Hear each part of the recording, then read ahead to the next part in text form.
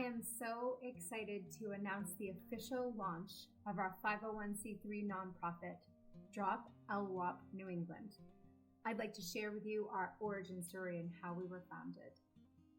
When I was in my early 20s, I survived a brutal attempt on my life at the hands of a romantic partner. It's the kind of story that can be very upsetting. I was hit, dragged by my hair, held at gunpoint, and even pistol whipped.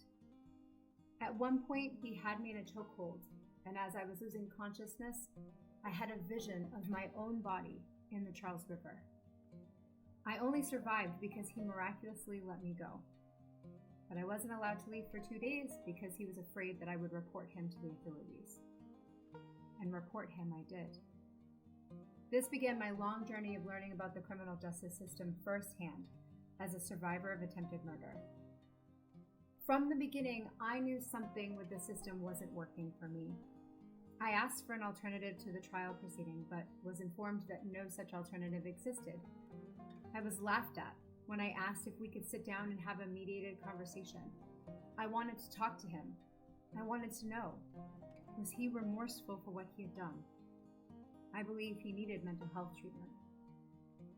Not only was I informed that that wasn't an option, I was assured that I would feel so much better once the monster was locked away for as many years as possible. Putting him in a cage did not bring me healing. A few years after the attack, my trauma still alive and well in my subconscious, I went back to school with the specific goal of becoming a forensic psychologist. I wanted to work with people in prison.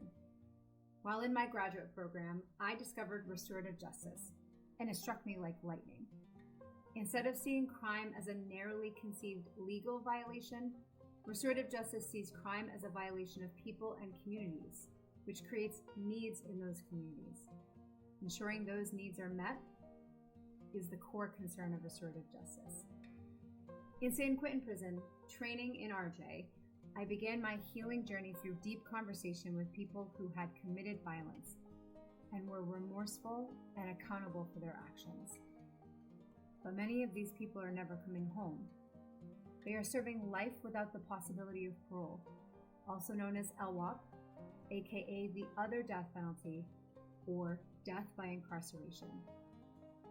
I began volunteering my time to facilitate RJ, and I worked closely with a group of 6 inside facilitators, incarcerated people who have been trained in RJ facilitation. I got to know them and their stories as we worked together. There was one man in particular that I grew close with named Stephen Farouk Quinlan.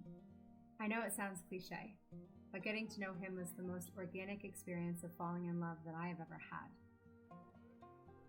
Farouk is serving a double life without parole sentence for homicide.